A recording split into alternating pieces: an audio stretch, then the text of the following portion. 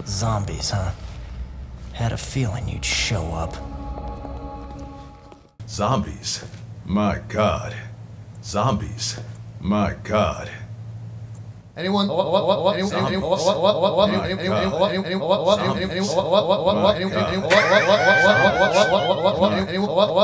What do you think you're doing? Damn it! What do you think you're doing? Go to hell.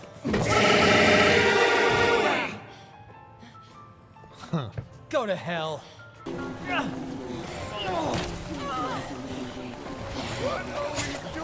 on! Follow me! Come on! Follow me! Come on! Dead Rising is amazing, and I love it. While I will be talking about the remake, or Deluxe Remaster as it's called, later on, much like my second Dead Rising 3 video, this is going to be a 2-for-1. Along with reviewing the remaster, I'll be revisiting the original game, sharing some updated thoughts, and expanding on some ideas. If nothing else, I'm thankful the Deluxe Remaster exists, as it gave me an opportunity to get sucked back into Dead Rising 1 again. I wanted to compare them side by side, then I wanted to test out some ideas I had, and whoops, I played the game 3 times in 4 days. If you're somehow coming into this video without context, one of my very first videos on the channel was an hour-and-a-half critique of Dead Rising. I published that thing in 2020, and let's just say I wasn't quite as good at this video thing as I am now. Also, my takes back then were just weird and, at times, factually incorrect.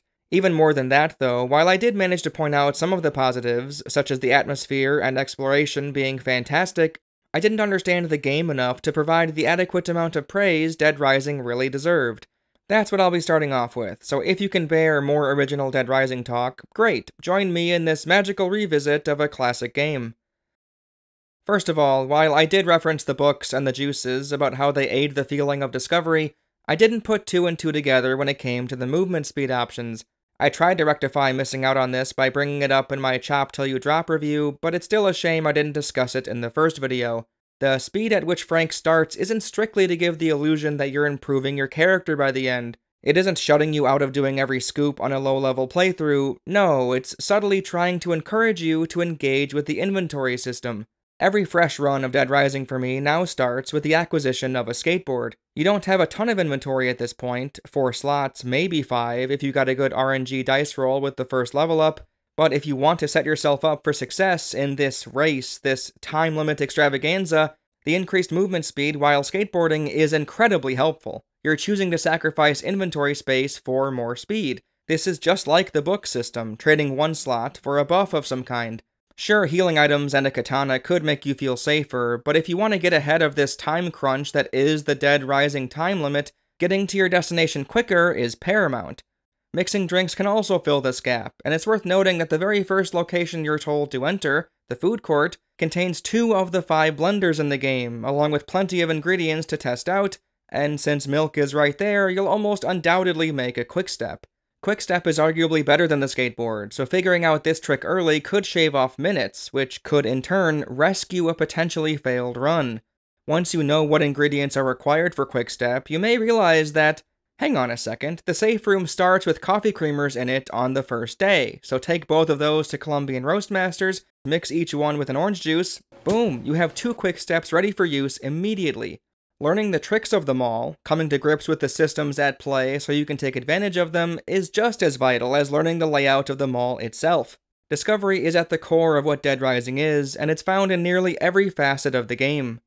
The skateboard is also an excellent example of how genius the items are in Dead Rising. When grabbing an object nearby, your first thought may be, how good is this at killing zombies? And that's a fair mindset to have at the beginning, but you might start to realize that not everything that's conducive to success revolves around killing.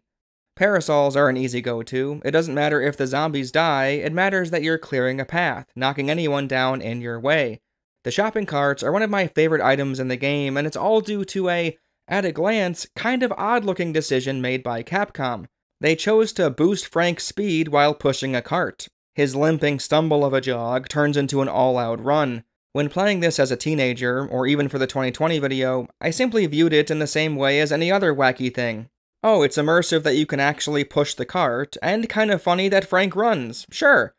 No, it's a helpful tool. This pushes down zombies fairly easily, and the speed increase is dramatic, so when you see a zombie driving one of these things in the wild, it's not a bad idea to hijack their wheels.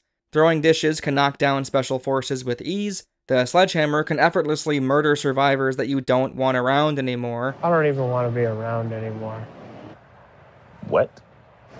I don't want to be around anymore.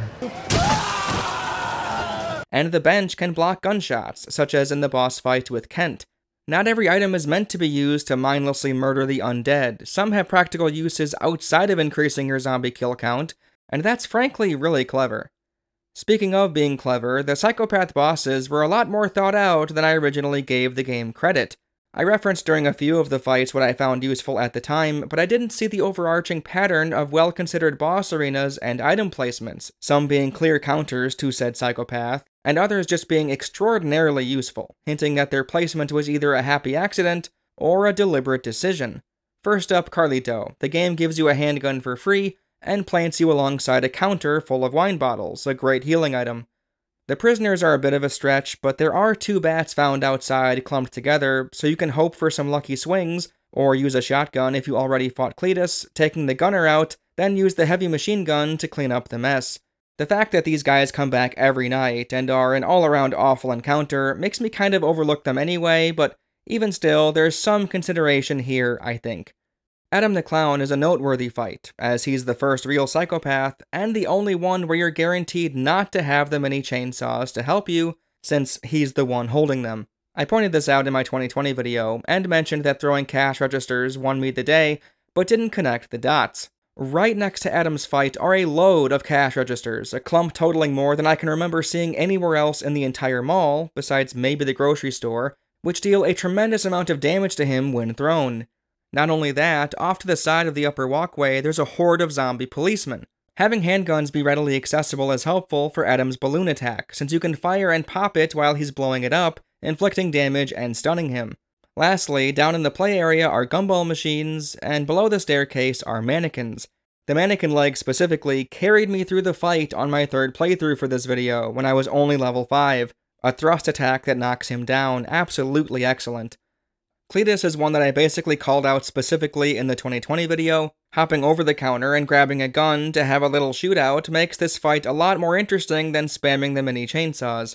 Sadly, his shotgun blasts are broken to the point where this tactic is almost infeasible at slow walking speeds. There's barely any time to jump over since he fires so quickly, and the knockback is ridiculous. The standees don't protect you like they should, so it's tough to stand anywhere for more than even a second. Another great strategy for Cletus is the heavy machine gun, but this just goes to show how broken the PC version of this fight is. If you don't manage to get your aim up and fire into him immediately, you're basically fucked. You'll likely lose all your health in seconds if you're on a fresh file. Going through North Plaza while holding on to the heavy machine gun is already a gigantic hassle, so Cletus being such a gamble makes this fun strategy that much less reliable.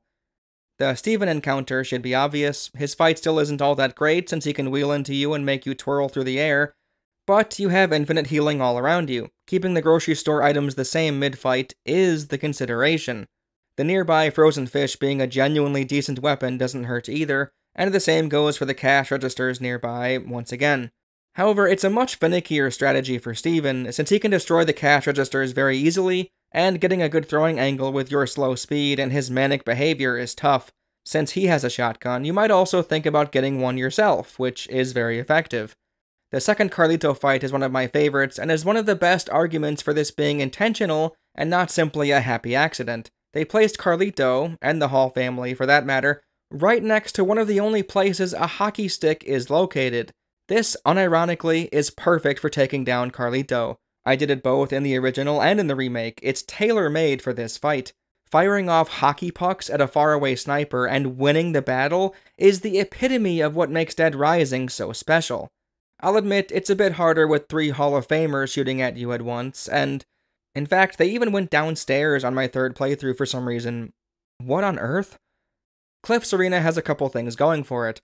First of all, there's a few cardboard boxes found here that seem to always house a healing item. I'll bring up the boxes a bit later on, but I'm counting it, they literally saved me during one of my many battles with him. The second notable item is the unsung hero of Cliff's boss fight. It's something I never even considered, since why would you not use a mini chainsaw? The sledgehammer is incredible here. I think it messes with his AI, since normally after he takes damage he runs to one of his hidey holes, but no, I slam that thing down on his head, he gets stunned a bit, and he stays put. Given how fast he is, and how cheap his grab attack can be, this is still a tough go even with the sledgehammer, but it can be done. I managed to do it twice at a very low level, so I imagine it's even easier with the higher run speed and higher attack power. Also, cash registers are a good method too, but much like with Steven, it can really go wrong at slow speeds, given how aggressive Cliff is, and how flimsy the registers are. The Isabella fight is where we see our first massive caveat, as there really isn't anything directly nearby that'll prevent this from being a complete and utter slog. A nail gun is at the top of the walkways, but with how fast she zooms around, stopping and going on a dime, just pure chaotic movement, good luck doing much with that. Oh, a paint can? Yeah, right. If you try to go into the grocery store for healing, the fight will end and you'll fail the entire story, so that's out. Maybe the blade shop nearby was the answer? At least you'll find a katana, I suppose, but melee combat is tedious with her all the same, so I don't know. Otherwise, you can drag her to the gun shop around the corner and it sort of works. It doesn't end the fight, but she can't access the back end of the hallway. It doesn't help you much, since her AI has a tendency to fuck off for minutes on end when she can't reach you. Sitting here and waiting is out. No, what I found to be most effective was the sniper rifle. You can do it the right way, on top of the construction walkways, do it the tricky way by playing Matador with her, sniping her face before leaping out of harm's way, or you can do it the cheesy way by taking advantage of her getting caught in level geometry in a room she's clearly not supposed to be in. I know this is a video mostly praising Dead Rising, but this really is the worst fight in the entire series, no question. As much as I dislike Dead Rising 3 and 4, none of their boss fights are as bad as this, none. Sadly, we move into another female psychopath encounter that I have no answers to. Jo, in the original, is the pinwheel of Dead Rising. She's way too late in the game for her to be a threat, considering you'll likely have the mini chainsaws, and if you don't, they're in the same plaza, and her gimmick doesn't work since she dies so quickly. Actually, she's worse than Pinwheel, since he at least splits apart and does something at low levels. Jo can barely damage her hostages, her arena is the worst in the game, and there's nothing nearby, nothing, that's useful for this encounter. Awful stuff. Both versions of the Kent altercation are designed very well. The chained-up Kent variation places a bench right next to you, which is not only nice for blocking his gunfire, it knocks him down and deals a good chunk of damage, especially if you're at a higher level. His fight when you're on time has a few underrated items nearby. The 2 12-packs of soda cans can knock him down, and they dish out a surprising amount of damage. The actual dishes are similar, just not quite as effective. If neither of those caught your fancy, grab a bowling ball in the sports shop literally right next door, and bash his brains in. Lastly, there's infinite healing in Colombian Roastmasters, so there you go.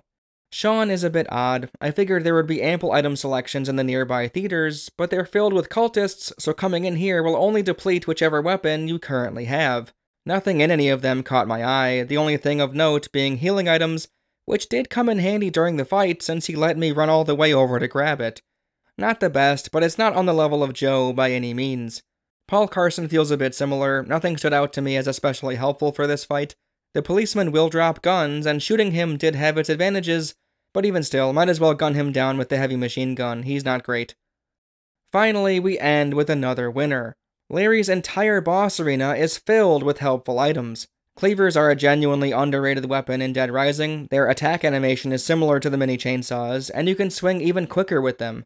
Those aren't the best for Larry though, not even close. I pointed out the shelves being really good, and even said that one of my magazines might have been influencing my damage. I'm doing an insane amount of damage to him.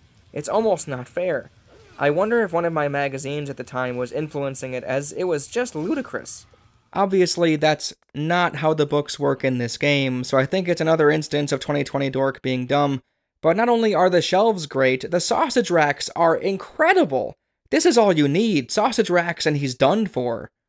If it weren't for the mini chainsaws being so overpowered, and the save system being as obtuse as it is, I think a lot of these would have been more apparent. Because dying could send you back quite a ways, walking to the nearest save room might not be easy or convenient, and the bosses deal a tremendous amount of damage and move extremely quickly, it's often the safest play, just stack up on the books and keep a mini chainsaw as your main attacking force. The atom chainsaws are paradoxically one of the biggest positives of the game, and one of the biggest negatives. It's now part of the charm, the flavor, the endearing jank that makes this game feel so unique, but it being the obvious meta shuts out a lot of experimentation, I feel like. Experimentation and discovery also go hand in hand with the time limit mechanic. I'm sure to most people, especially when they're just starting out, the ticking clock looks to be a negative. You have all of this mall to explore, but you don't have enough time to explore it, they'll say. But for me, the time limit is the reason Dead Rising is such a timeless game. Don't get me wrong, I can enjoy goofing around with the items, killing zombies, trying on clothes, sure, but the novelty wears off awfully quick.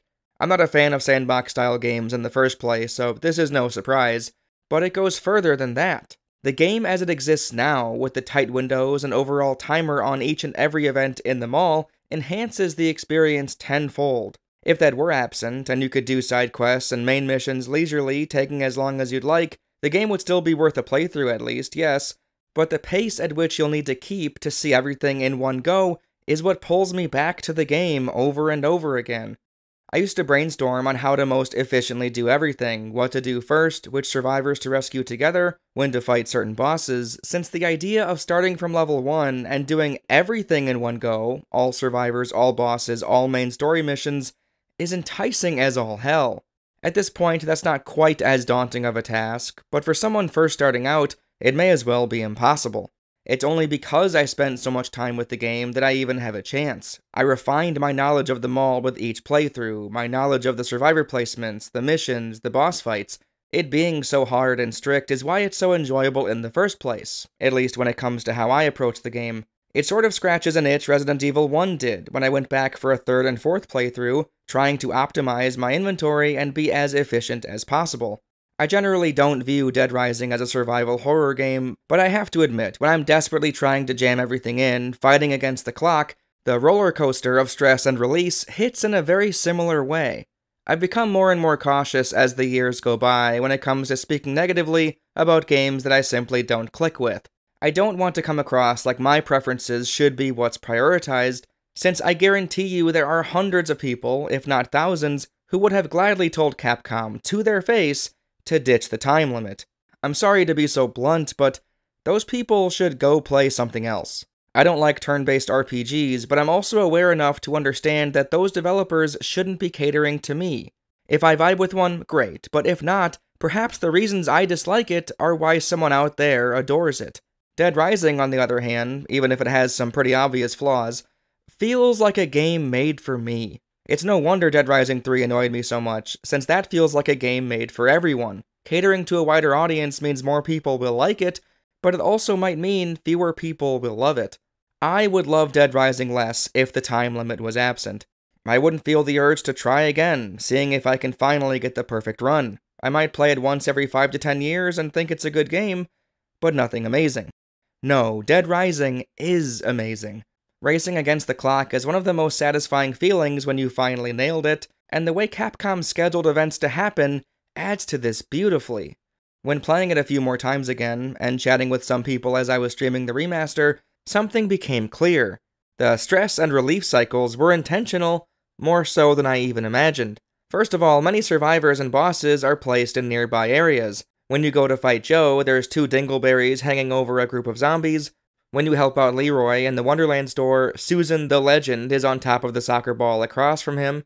When the Hall family are doing their thing in the entrance plaza, there's the survivor associated with the boss fight, Wayne. There's Floyd in the antique shop, and also Jolie and Rachel to stumble on. Kendall is right next to the Isabella meeting, the Japanese tourists, Shinji and Yu, are right next to the Atom boss fight, and Bill, the super secret hidden survivor, is in the entrance plaza where you last see Brad after Case 1. He's meant to be the first real survivor you come across.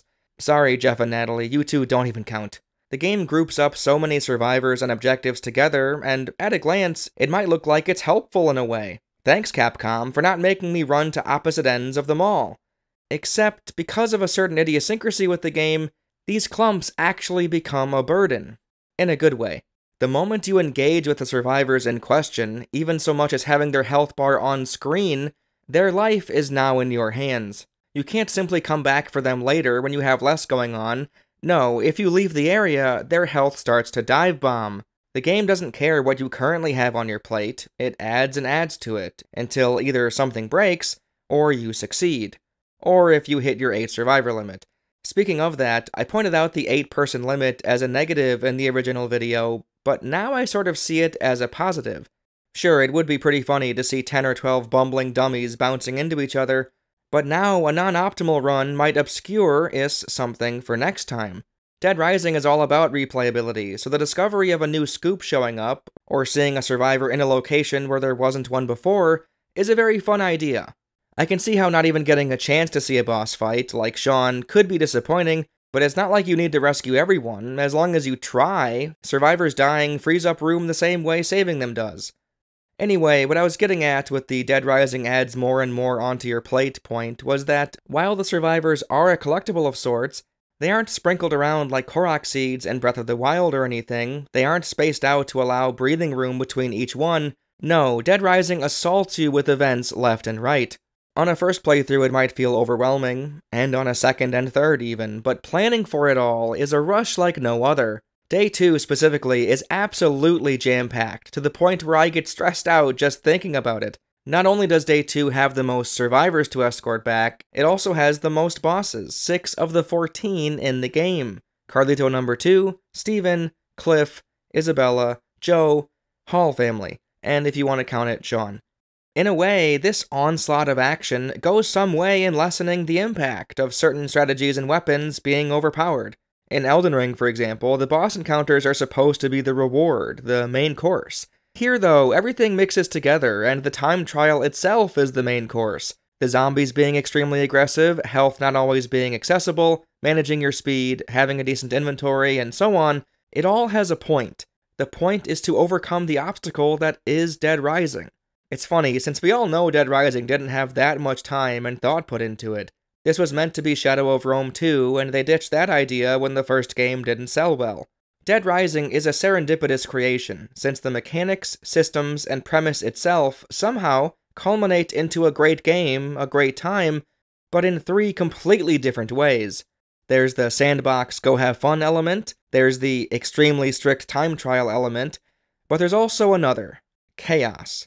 Dead Rising 1, 2, and Off the Record are the ultimate stream games, since there's always a goal to work towards, and so much can go wrong or right depending on seemingly innocuous decisions. The interactivity with most things in the mall, the zombies presenting as hazardous terrain, the goal of escorting survivors to the safe room, the freedom to allow AI survivors to hold on to items and use them depending on their personalities themselves dictating how they behave in certain situations, and last but not least, the boss fights. It all combines together, in a blender you might say, to produce a chaotic marriage, one where you're practically always moments away from disaster or hilarity, and sometimes both. I won't show the entire sequence in this video, I have the full highlight on my second channel if you'd like to watch, but the story basically goes, I decided to give the comedy trophy to Royce, and to cheer up Walter, I gave him a water gun. I took them with to fight Brandon, since why not, and then... Yes! Royce, get him!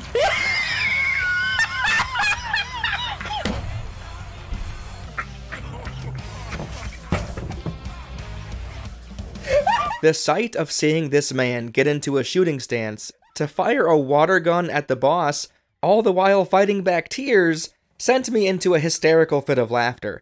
Even if the idea of getting better and better, eventually defeating the main boss of the good Dead Rising games, the time limit, isn't to one's liking, the surrounding elements can easily make up for that fact, producing hilarious one-of-a-kind moments, or simply by providing a casual zombie-killing experience.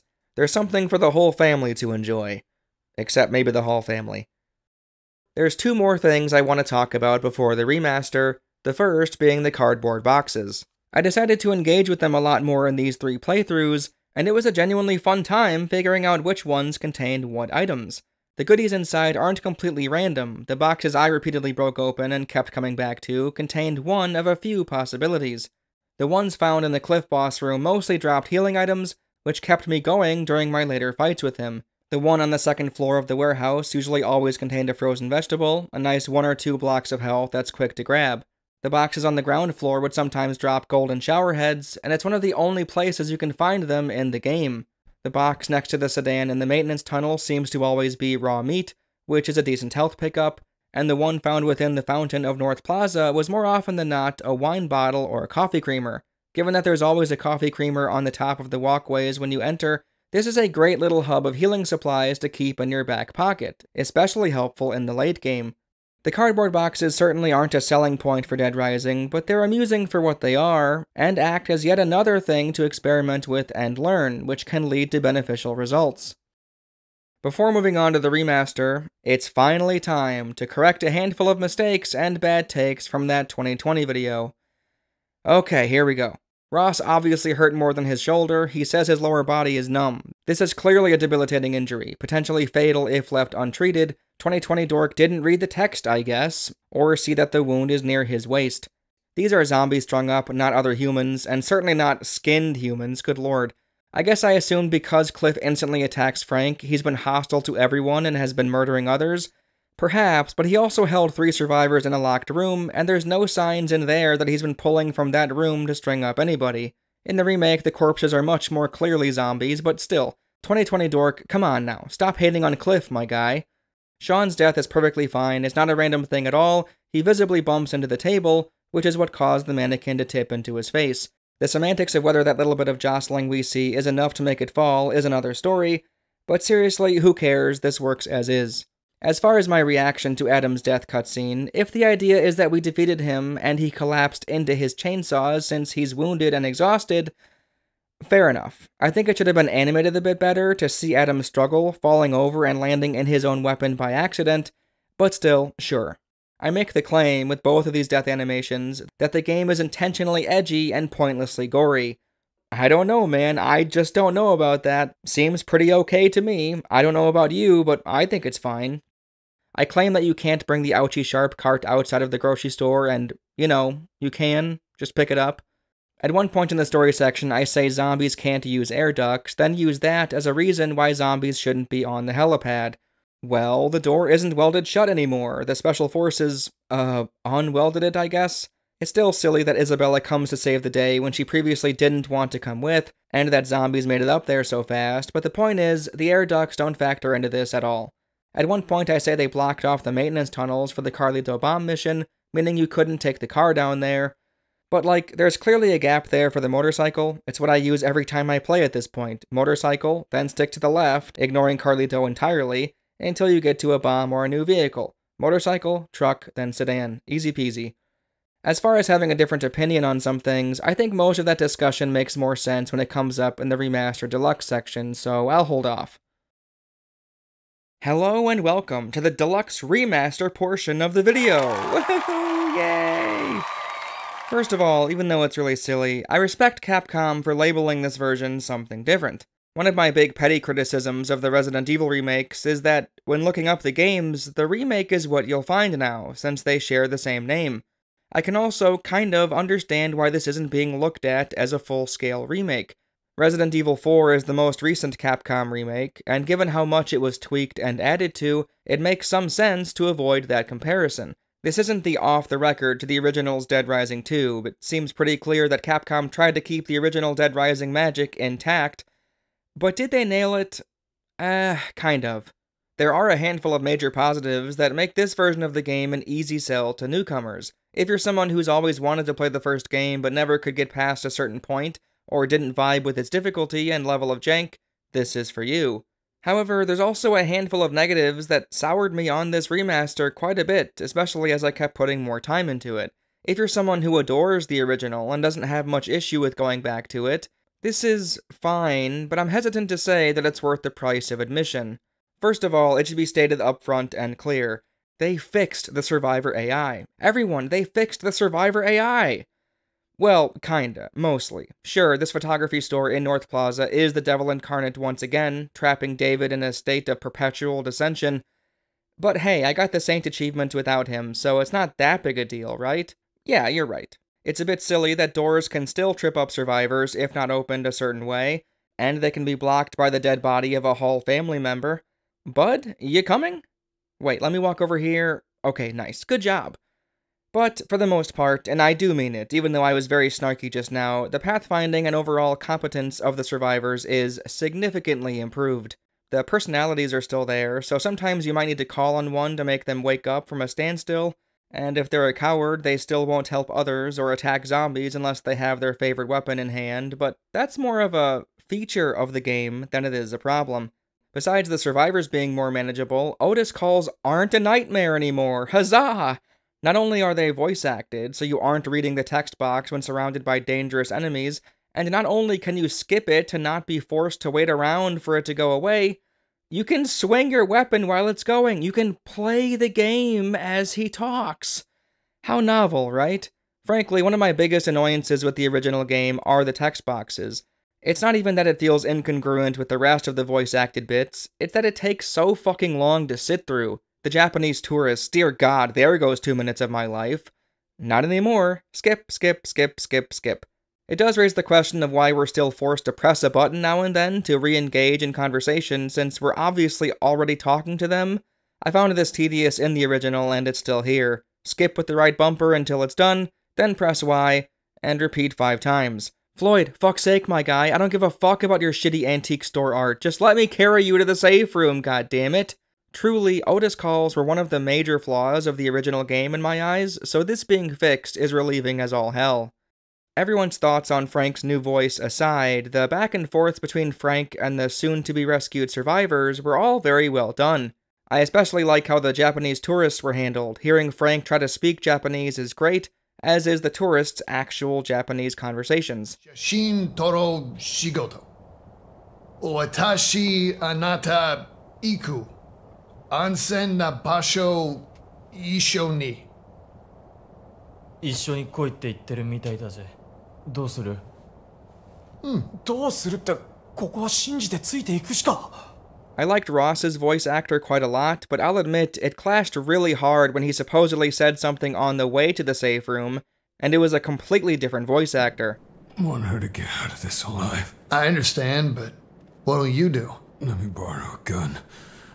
I want to finish this myself. I appreciate that. His voice just dramatically changed when I grabbed him. I appreciate that. I owe you one. Yeah, this is not the voice we just heard of Ross! Cars in the parking lot. I'm kind of worried about it. Was that Ross's voice before? Am I crazy? Pretty rough. Might as well not have Ross talk at all when you're taking him back. There's a few characters of the bunch I didn't much care for, such as Jolie, who's supposed to be freaking out so much that she's slowly collapsing to the floor, yet she sounds like this. Hey you! Help me out, will ya? My friend, Rachel, she... No way! But for the majority, I was drawn in with their deliveries instead of being pulled out. It probably helps that we don't have much to compare this to, since they weren't voiced in the original game. We do, however, have a one-to-one comparison when in the cutscenes. I'll just admit right now, Frank grew on me by the end, but after going back and playing the original a few times, there's a noticeable deviation from old and new. There's, something else I can't put my finger on. Doesn't sound like civil disobedience. It's too quiet. There's, something else I can't put my finger on. Doesn't sound like civil disobedience. It's too quiet. Is your ride reliable? Absolutely. That's how I plan on getting out of here. Is your ride reliable? Absolutely. That's how I plan on getting out of here. Frank looking older is fine by me, but his cocky attitude is a bit lost in translation due to the delivery of Jazz Patrick. I'm not a TJ Rotalo apologist or anything, but there's definitely something there, a difference that's unmistakable. It morphs Frank into someone a little bit different, even if Capcom didn't intend to. Jessie sounds good, Isabella is weird, her accent seems to come and go, but most people online seem to say it's a solid accent, so I'll trust that I don't know what the hell I'm talking about and move on. You're the ones who caused this nightmare! You ruined Santa Cabeza! And started all of this! Barnaby to me sounds like a guy trying to sound old instead of being an elderly man. Have any idea what you've done? Why did you summon me to this place? What are you planning? Would you come? Any idea what you've done? Why did you summon me to this place? What are you planning? Would you come? None of that pales in comparison to Brad, though. He's, sadly, the worst of the bunch, and it unfortunately has 2 marks going against it. It's 1, not even close to as good as the original's Brad, but 2, it's also not up to par with the rest of the voices in the remaster either. Brad in the original game was basically the best voiced character, full stop. TJ Storm brought this energy, this air of confidence with practically every line given to him. It turned Brad into the character I remember, a very intense, yet cool and collected guy. New Brad just sounds bored, flat. Everyone talks about the "everybody run" line, but truly, the line in the original game was simply perfect. What in the hell are you people doing? Run! Quick, move! Get over here! Everyone, move this way! Quick, to the stairs! Move! I can hear the frustration in his voice, and he yells like he's witnessing a life-threatening event, whereas the new Brad sounds annoyed at best. The echo is completely lost too, so it more or less sounds like the new Brad is trying to keep his voice down while sitting next to you on the couch. What in the hell are you people doing? Run! Quick, move! Get over here! Everyone, move this way! Quick, to the stairs! Move! The notebook says Brad is 46, but the remaster Brad looks and sounds closer to his 60s somehow. A hot-headed, underhanded, hotshot paparazzi with nothing better to do than to invade people's privacy. A hot-headed, underhanded, hotshot paparazzi with nothing better to do than to invade people's privacy. Not great. I've spent far too long discussing the voice acting, but Brad's was the most egregious by a mile. Sure, Steven's delivery isn't as intense either, especially on his yell. This is my store! This is my store! But Brad is a prominent character in the game, and hearing this old man version time and time again is a major buzzkill. In terms of the story, starting a fresh save file with the cutscene of the mother and daughter in the car is a bad decision. I didn't think the hidden title scene was ever that interesting in the first place, but kicking things off with it slows the intro down considerably. I love how the original game catapults you into the helicopter ride, letting you play with the photography mechanics first, teasing the zombies through the literal lens of an on-site journalist. The pacing felt strong, and this undermines it. Now there's a teaser before the teaser. As far as the orphan time bomb situation, I paused during my stream to check, and no, they didn't add Nick or Diego's name to the list at the end. As a refresher for all you normal people out there, Dead Rising 3 features Nick Ramos and Diego Martinez, two characters with tattoos on their necks, signifying that they're two of the orphans Carlito infected with the dormant zombie virus, the ticking time bombs. I pointed out that those names didn't actually show up on the list in the first game, an easy dunk for Capcom Vancouver that they decided to ignore. The remaster didn't fix that mistake, the names are the same as before. I'm personally fine with this. Sure, it'd validate Dead Rising 3 a bit more, but it's not Daddy Capcom's job to fix this. Capcom Vancouver fucked up. That's on them. Daddy Capcom did, however, completely fuck up the Isabella rescue. Much like the infamous Midna's Lament problem with Twilight Princess, where the combat score interrupted the tailor-made music for the scene, ruining the mood, the Deluxe Remaster overrides the song that plays specifically for this rescue, and now plays the prisoner's music when you enter Leisure Park.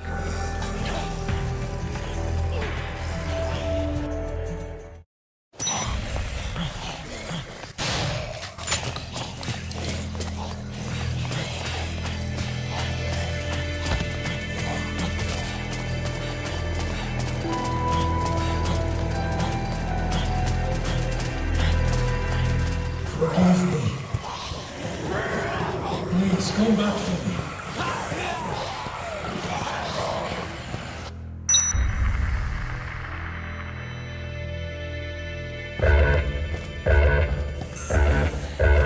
The priority here should be saving Isabella. That's the tone of the moment, not the fat cup of piss song.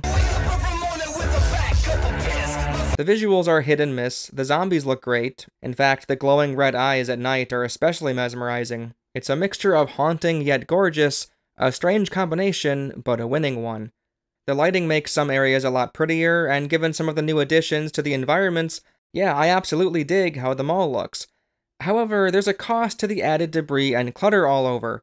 One of the main selling points to the first game was being able to interact with basically everything in the mall. There were definitely exceptions here and there, especially in North Plaza, but for the most part, you could grab anything you laid your eyes on.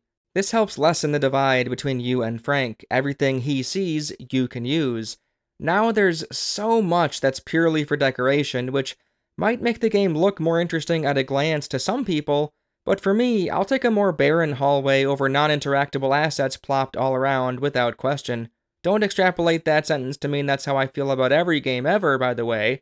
Dark Souls 2 interiors felt empty, and it only made the game feel cheap. A good example of it paying off dividends is the Dead Space remake. The updated visuals enhance the atmosphere, and thus heighten the horror, whereas in Dead Rising, it just makes the game look prettier. Well, for the most part anyway. I personally don't like how Leisure Park looks at all, but that might be my hatred of forest settings kicking in. The tall grass just serves to gunk up the area in my eyes. While the added clutter and foliage might be a positive to some people, surely we can all agree the explosion effects, especially the opening gas station one, are a significant downgrade? What is this? Why does the 2006 version look better? Given that every area in Dead Rising is segmented and isolated, why do we still have to rely on popping zombies in as you approach? There's a setting that supposedly lets you control how many zombies can be on screen, but even at its max, it happens constantly. This is 2024, I'd have hoped we could have solved this issue by now, otherwise what's the point of trying to make this game again? While the number of zombies seems to be pretty similar across both versions, the maintenance tunnels are the big exception, as they're practically devoid of zombies altogether. They must have done something with the coding for how they spawn in zombies down here, since if you take turns in a certain order, you will encounter a big grouping that sort of recreates the original tunnel's density, but even still, after you drive past the one patch of zombies, you're back to a dead tunnel again.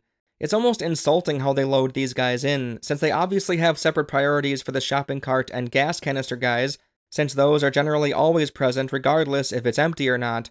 Running them over will only rub salt in the wound though, as the explosion has zero purpose without the abundance of zombies around. With how they changed the zombie killing rewards, maybe this maintenance tunnel change isn't too bad, as it'll count all your playthroughs under a certain file, instead of requiring the 10,000 or 53,000 all-in-one 72-hour game. That being the case, I'd have to assume the tunnel zombie reduction was purposeful, to make the Carlito Bomb mission a bit easier for newcomers. I'm not sure how necessary that is, given that vehicles seem to have more health than before, but I don't know. There's something to be said about the relaxed difficulty diminishing the usefulness of some of the more interesting mechanics. Frank's starting speed is quicker than in the original game, by a significant margin, and if that's all it was, I'd say that's fine. I get it. Hell, even I complained about the starting speed in every video, since I wasn't engaging with the inventory system like I should have, but good lord does this have a knock-on effect, and Frank's maximum speed is, frankly, way too fast. It's no longer speed level 1, 2, and 3, you basically begin at 2, then go to 3, and finish with the mythical 4th speed stat. With the genius decision to slow Frank's speed when he's pushing a cart, there's now practically no reason at all to bother using one. Even at his starting speed, the starting level 1 speed, Frank moves almost exactly as fast as when he's pushing a cart. What are we doing here? Where you might have needed a quick step and untouchable to make the tunnel mission a bit easier, now it's entirely approachable on a first playthrough, even when going in unprepared. Items last longer before they break, by a significant margin, 20 chops with the katana compared to 50 before it breaks. The added checkpoints will load you back in without the hassle of worrying when you last saved. The defined B-button Dark Souls roll makes certain boss fights a complete joke. And the dramatic experience boost for taking pictures, and, well, everything else really, means you'll be at a higher level sooner anyway. What is the point of starting Frank out with 4 life and 4 inventory slots when saving Jeff and Natalie jumps you from level 1 all the way to level 6? I see no reason why doing the most basic thing in the game, saving the tutorial survivors, provides the player with 5 level ups. 5! How anyone could feel accomplished seeing this number skyrocket so quickly is beyond me. This is not satisfying at all. In the original, you'd gain 1 level, 2 if you took their picture. Taking their picture shoots Frank up to level 7 in the remaster. This is the tutorial nothing area. What's happening? It thankfully isn't a cut and dry increase across the board. It tapers off and evens out near the end. I tried to do a mostly similar playthrough on both versions, and I ended with 46 in the remaster, and 44 in the original, but still, this early experience bloat nonsense is very silly. Listen, I don't want to ignore the fact that I'm very, very experienced with this game, and will obviously have a much easier time with it than a casual person would. If all of this helps a few thousand people finish the game when they otherwise might not have been able to, that's a net positive as far as I'm concerned. I'm elated that more people are able to experience this goofy and incredible game, but for me, on a personal level, it feels quite a bit dumbed down. Initially, I was over the moon that they decided to nerf the mini chainsaws, since that's one of the main hurdles to overcome when trying to experiment with items in Dead Rising. Once you know about them, and the 3 books that let you hold on to 1 or 2 for the whole game, it's hard not to give in to the temptation. However, now that I've spent more time with the remaster, I may have been jumping to conclusions. The mini chainsaw is basically just as effective. The only 2 downsides I can spot are the swing animation isn't as fluid, and it doesn't knock back zombies as well. The reach on your attacks won't hit enemies in the same place they would have in the original, and where they used to slice off an arm and kill, they might only slice off an arm now, leaving them standing right in front of you. Besides that though, it's business as usual. The bosses do take longer to take down, but it's not due to any nerfing on the chainsaw's part. Capcom carried over the off-the-record mechanic of damage decay for bosses. Remember me painfully going through the damage reduction in slow-mo to sell the point? Yeah, that's here too now. This helps give some bosses a bit more screen time. Steven especially benefits from this change. So yes, in a roundabout way, the chainsaws aren't as effective in one sense. You can't spam the attack button and finish a fight in 5 seconds, but that doesn't necessarily aid other weapons, since none of them can get around the damage decay either. Well, except the guns, kinda. Ignoring those though, because the mini chainsaw is one of the strongest melee weapons in the game, doing the tried and true strategy of whap, walk away is at worst just as effective as any other strategy, and at best better, since it's such a mindless process. The damage is perfect for taking out raincoat cultists, for being an easy go-to for most bosses, and clearing the way of zombies. In fact, because the majority of the items in the game received a durability increase, it's now easier than ever to hold on to a single mini chainsaw for the whole game. Really, the only deterrent for me when it comes to the chainsaws, besides being a mostly boring choice, is the sound they emit when held. This engine humming is what you'll hear, drowning out the mall music even more.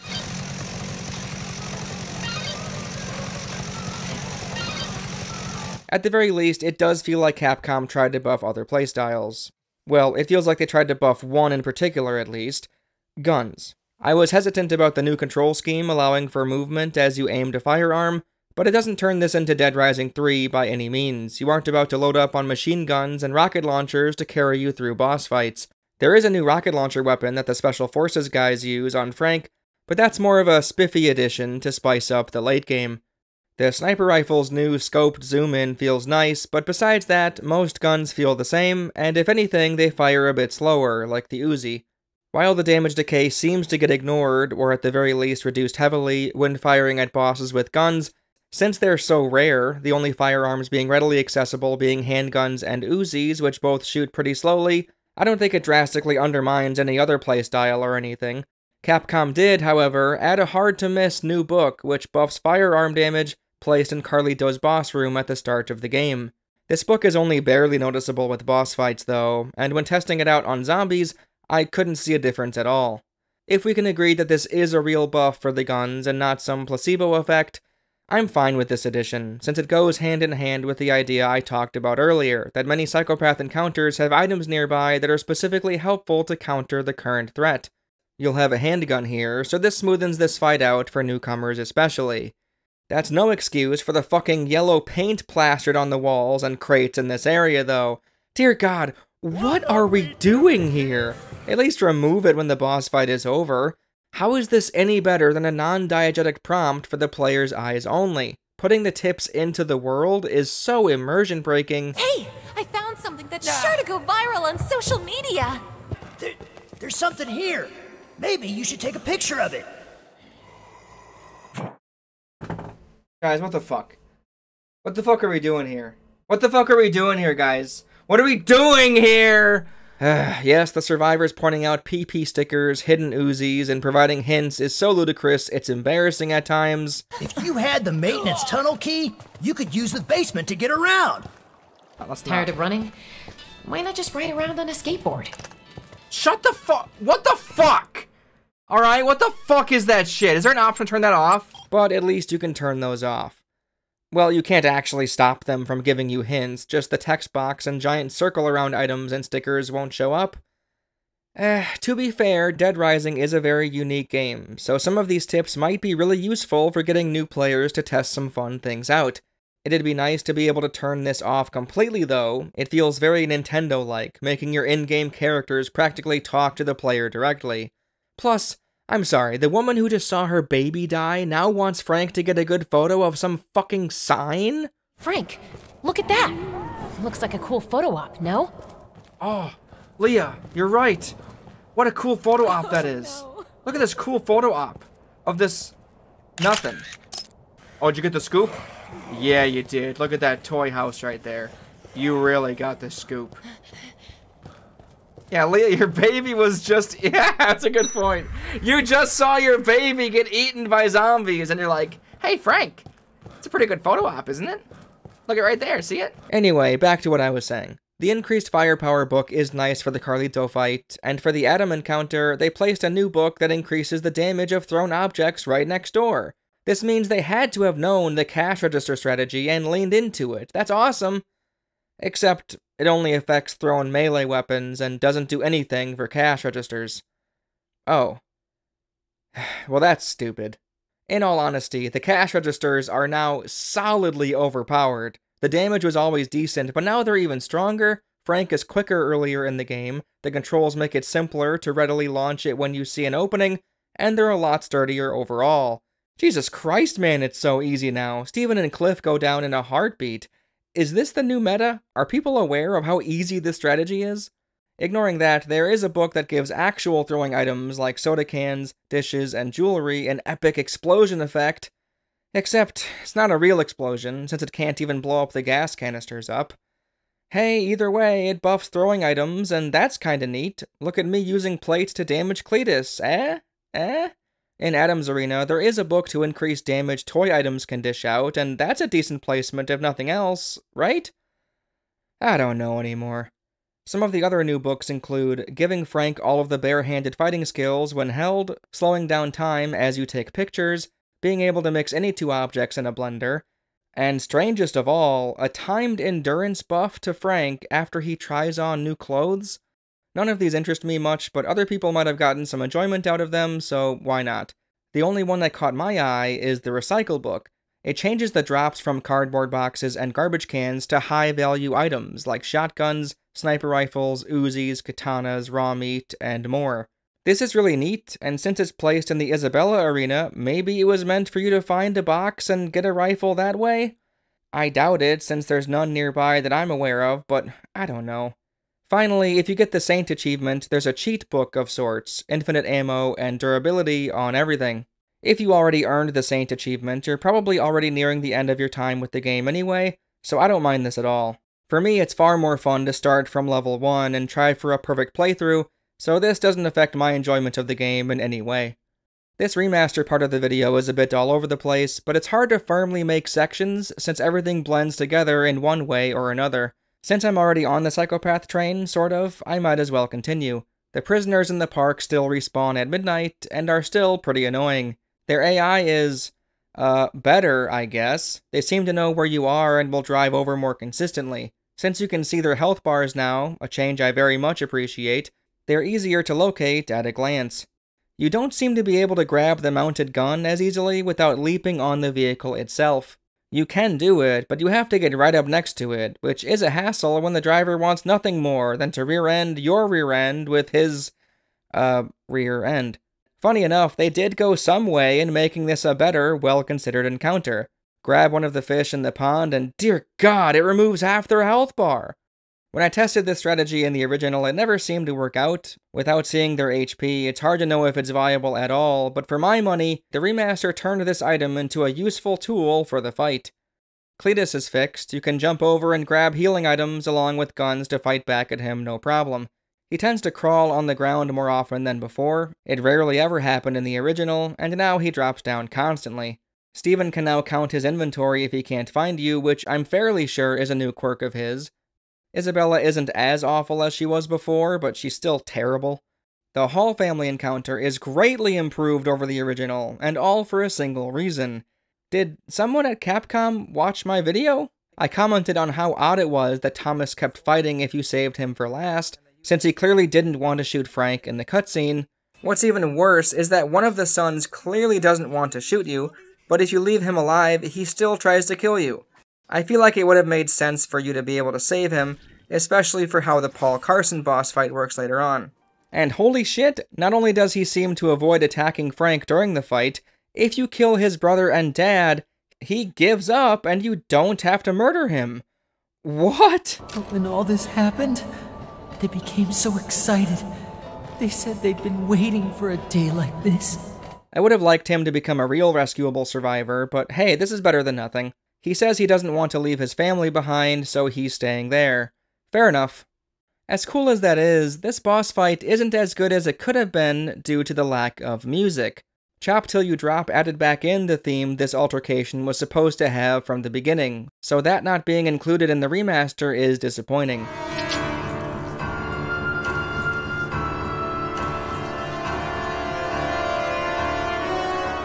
He's almost done for.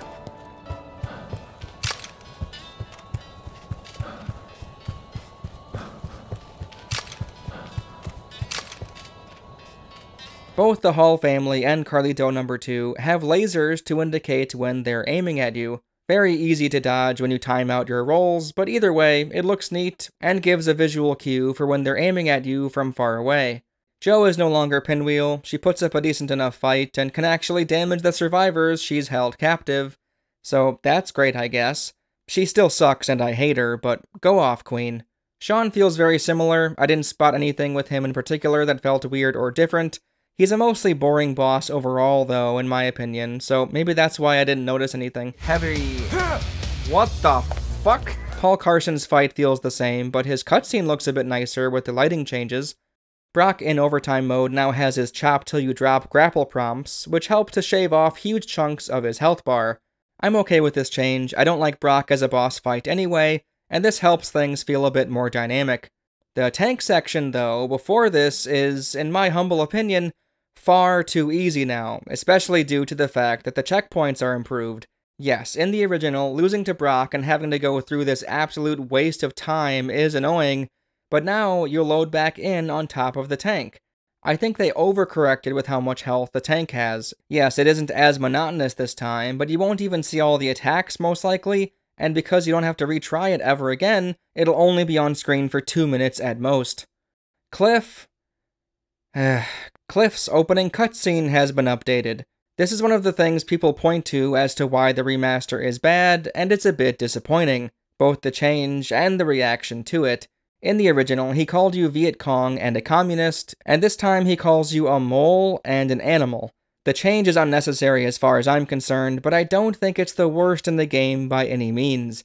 I don't think the change to Larry is either. Larry is visibly a different guy, and to be perfectly blunt, who gives a shit? Guys, Larry sucks anyway. He was a terrible character in the original game, second only to Joe. I have no earthly idea why people pretend to be devastated that he's no longer Chinese, but instead a big fat white guy. Doesn't matter to me at all. What does matter to me is the change to Kent. It's time to finally get to the thing everyone's been waiting for. Dead Rising Deluxe Remastered doesn't have the erotica genre for taking pictures. It's true, they did the woke thing, as people call it, and removed the encouragement to take voyeuristic cleavage shots of Jesse and others. I'm fine with the removal of the erotica genre. I'd be fine if it stuck around too, as long as the characters just reacted to your attempts to hover over them with your camera out.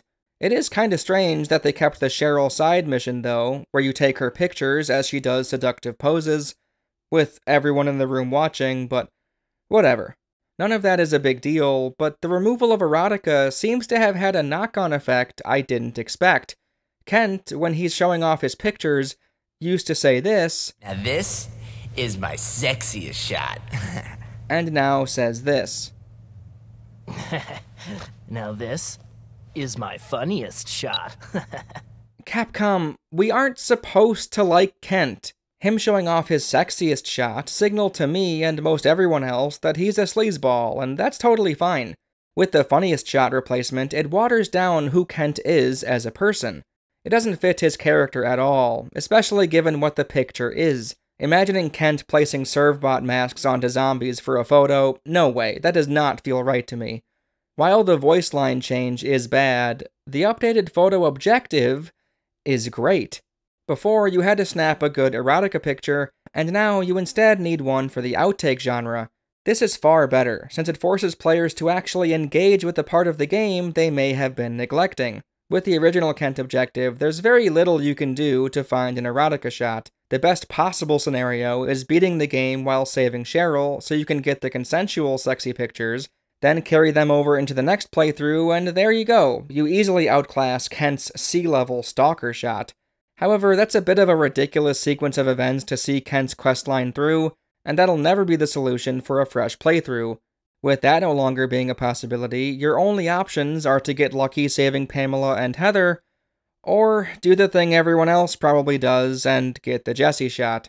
I'm not even talking about sexism here, okay? Strictly from a gameplay perspective, this is pretty boring. An outtake photo, however, could come from a psychopath doing a silly thing, a survivor doing a pose, or better yet, you could use a few of the items you haven't interacted with much yet. Plant some masks onto zombies, make them slip and fall with oil, throw a pie in their face, plaster paint or ketchup onto them, or maybe even finally using the stove, marking a zombie's face with a hot skillet. This goal encourages you to play with the mechanics a bit more, with the mall's items in a way you might not have done otherwise, whereas the erotica picture asks you to photograph Jesse's legs and boobs. One is fun, and the other is boring. I actually forgot about the erotica photo on my return playthrough of the game, and because Jesse wasn't in the right spot anymore, and I had already saved the sisters, I just flat out couldn't progress with Kent's storyline. Awesome. Since we're here, the prompt, UI, and HUD for the game overall, while not as clever as the original with its news reporting theme, are much more convenient. Kent doesn't say what picture he wants you to take in the cutscene, so in order to know what you're supposed to do in the first place, you'll need to stare at your watch and wait for the text to slowly crawl by. Just terrible. While on the topic for erotica, they also changed it so zombies of all kinds can chomp on your crotch. Before, only specific lady zombies would do it, and now everyone does it. I'm just saying, I pointed out the erotica genre being sus, the Thomas issue in the Hall family boss fight, and I mentioned that maybe every zombie should crave genitalia for some reason. I'm not a conspiracy nut, but did I cause this? Am I at fault here? Am I to blame? Probably not, but it's still a funny coincidence. Yeah, this is okay. If anyone's annoyed with this change, I don't know what to tell you. The inputs required to escape from a zombie grab have been altered from a stick back and forth to a mash X prompt, and now, all of the unlocked moves are prompted, and you can tap whichever one you want for the specific situation. I initially didn't like this, but honestly, waggling the stick in the original is such a pain, this isn't so bad. It takes some getting used to, not instinctively going for the X button when it happens, but it's not a big deal. What is a big deal is the weird and floaty physics of the game. Anytime you jump, it's as if you're on the moon. Frank ascends even further after he lands a jump kick. He'll sail through the air like it's a slow-mo scene in The Matrix when he leaps off high ledges, and good lord, what is happening in there? Why does the knee drop lift you to the heavens? Why is the blast radius the size of Mount Rushmore? What on earth happened to this game? This at least gave me a reliable attack to fend off Brock, but the moon gravity of the Deluxe Remaster has got to get fixed. This is like launch day Dying Light 2. This is like current day Dark Souls 2. What the hell, man? This might sound nuts to some people, but Dead Rising 1 had such a phenomenal sense of weight to it. Swing a bench and it feels like Frank is struggling. Now he cocks it back like he's Nick Ramos from Dead Rising 3. Jumping was a little nothing. Gravity pulled you back to Earth immediately. Land a kick and you're almost instantly back on the ground. And now Frank hops around like it's a platforming game. Getting hit or grabbed in the original, and Frank's walking animation would shift significantly. He looked like he was being affected by the attack. He stumbled all around, yet the player's speed wasn't affected. As far as I can tell anyway, it was just a great small detail. That's gone. Now Frank walks normally all the time. Such a shame. Speaking of Dead Rising 3 earlier, oh great, now the cops with guns fire in your direction when you walk by. I was, at first, in favor of this, but the frequency of their shots is way too high, and it causes Frank to drop whatever two-handed item he was holding, which is simply annoying as all hell. I can't believe with how long I've talked about the remaster, there's still more to talk about. You can now fast forward time at a save location. This is a tremendous addition, especially for those last 12 hours before Ed arrives. I complained about having to wait around a lot in my 2020 video, but you can clearly see I'm ignoring every survivor and side scoop. When you try to get everyone, there's rarely much downtime. Well, there is when you get really, really good, but that's besides the point. Either way, the final day had nothing in it, and if you're not interested in aimlessly exploring them all, or going for the gourmet achievement or something, standing around is really boring. Overtime mode now asks you to only find 5 queens instead of 10. I won't lie, I bitched about it in the original video, but when going back and doing it once more, it really wasn't that bad. Just walk around a bit more, and it's done in no time. Regardless, cool, overtime mode takes forever, shortening it is fine by me. The way to access the overtime ending is a bit smoother too. You don't need to be in Isabella's hideout at 10 AM, you can hang out in the security room if you like. The Special Forces guys are way more deadly. They stunlock you to an absurd degree. Wait a second, I made the same observation in my video on Chop Till You Drop. I swear I did. They stunlock you so hard you can barely reload your gun when fighting one of them. If there are 2 or more in the same area, you're fucked. You get stun-locked to the point where even running away is near impossible. If Capcom stole the Brock QTEs and Super Soldiers from the Wii port, why not bring the Hall family music over? Or the Zombie Psychopaths?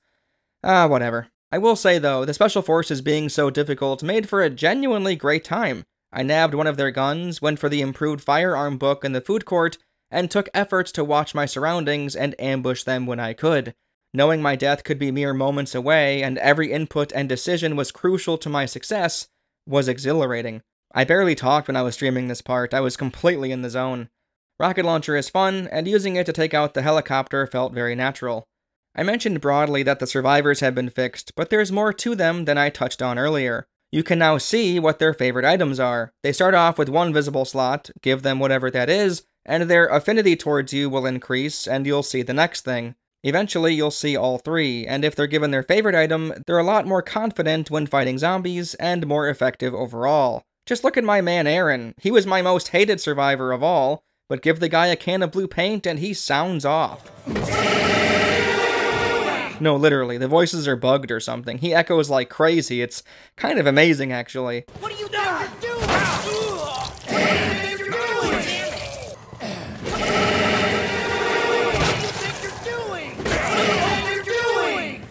This goes for Frank, too. In the original game, Frank's callouts don't overlap. Spamming the button just means he'll say the next line when he can. Come on, follow me! Come on, follow me! Come on, come on! In the remaster, he interrupts himself, so either Frank's developing a speech impediment, whoa, Frank is just like me, for real, or it means he's the beatboxing champ of the world. Come on, follow me! Come on! Capcom, if this is a bug, please don't fix it, it's incredible. Anyway, more positive changes, you now don't need an open inventory slot to hold someone's hand, offer a shoulder, or pick someone up. In the original, if you had a full inventory, you'd drop whatever you were holding. It was very tedious. Thankfully, they removed the open slot requirement, so now you can keep all of your items while still helping wounded survivors. Holding hand is a lot more reliable this time too, the handhold won't snap as often. They also removed that god-awful camera turnaround thing they had in the original. It literally flips you 180, this is so disorienting. A small, but significant improvement as far as I'm concerned. Every transition to a new area of the map now has a wall of doors or a shutter gate with gaps cut through it, instead of it being a guessing game of when the load screen will pop up. This is a nice change, it's much clearer where to wait as the gaggle of survivors try to catch up. I am pretty shocked that they didn't include one of the solutions Capcom Vancouver thought of for knowing when a survivor will come with you or not, though. In Dead Rising 2, they showed a green door symbol above their heads when they were in range, and off the record went even further, shouting at you when someone was too far away. To think that Capcom borrowed the damage decay for bosses, but didn't snag this helpful feature is a bit weird. Like, it's definitely still a problem, I had to go back for stragglers countless times. On a positive note, they put a ramp going up into the vent area, and widened that corridor significantly.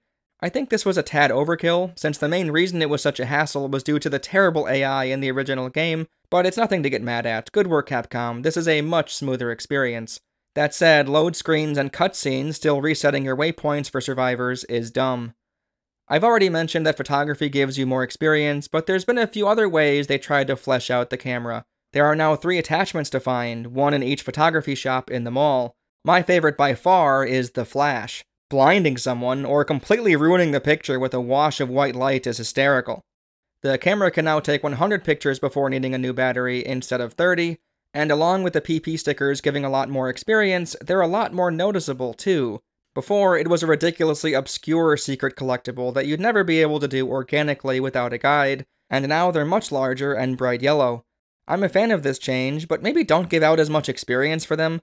Actually, taking regular pictures is a bit crazy too, but I've already moaned about that enough. Lastly, along with erotica being removed, Ross doesn't grant a huge PP bonus when you catch him in the act. I've come around a bit on the gun decision with Ross, where if you lend him the handgun he asks for, he shoots himself with it. I think it makes you second guess giving the handgun to Simone later on when she asks for it. Except, well, that's a pointless request that doesn't actually lead to anything. Yeah, still not worth it in my opinion. I can better believe Ross is in dire straits, since, you know, I have eyes and ears now, I guess, but without something happening due to Simone having a gun or not, I don't see the appeal all the same. Just a little surprise, a secret, which is only worth whatever your immediate reaction is. Given you can reload instantly now from the most recent checkpoint, it's even less interesting. Lastly, Infinite Mode is a lot more approachable. They've allowed a suspend option, basically a save and quit, meaning you don't have to sit there for 14 hours to get a single achievement. 14 hours won't even be necessary, thankfully, as you can advance time here too, so you no longer have to stare at a wall for hours on end. Nice. You can also now see where hostile survivors and bosses are as question marks on the map. This speaks to me, since that's the main appeal to this mode in the first place, encountering all of these NPCs in the wild. All of this is great, but I still can't say I'm interested in this game mode much. I tend to go find all the NPCs every time they spawn in, then go back and advance time, then realize I'm not having any fun. Oh well, at least this is demonstrably improved over how it worked the first go-around. Overall, the Deluxe Remaster of Dead Rising 1 is a mixed bag. It sticks so closely to the spirit of the original that it doesn't feel like its own thing. It's truly a joy to have 2 different versions of Resident Evil 1, 2, and 4 at my fingertips. I can appreciate the originals and the remakes for what they are, but Dead Rising is a bit different. It's worse in some ways, like the experience system being weird, the survivors shouting out hints all the time, the floaty physics, the reduced difficulty, and Brad's voiceover. But it's also objectively better in some ways, like the Otis calls and survivor dialogue being voiced and skippable, the survivor AI itself being less irritating, and the added features to the camera. I can take or leave the graphical improvements, control scheme updates, damage decay for boss fights, and everything else really, but when weighing the pros and cons in my head, I don't know. When I go back and play Dead Rising in the future, I legitimately don't know which one I'll pick, and that's not a good thing. I'm not spoiled for choice, I'm picking the one that feels marginally better than the other, and I'm not sure as of yet which one will win the day. I guess we'll cross that bridge when we get to it. Thanks for watching everyone, and thanks to the people over at Patreon who give me money to play Dead Rising 6 times. Join the Patreon if you want early access to videos and to be in the credits or vote in polls. All in all, I kind of appreciated the excuse to talk about the first Dead Rising again. Let's hold out that they do a similar thing for Dead Rising 2, as I'd love to have a solid reason to re-review that game. I've actually started writing some thoughts already, so here's hoping. Alright, that'll do it for me. Subscribe to the channel, comment your thoughts, and I'll see you next time. Shit! Oh no.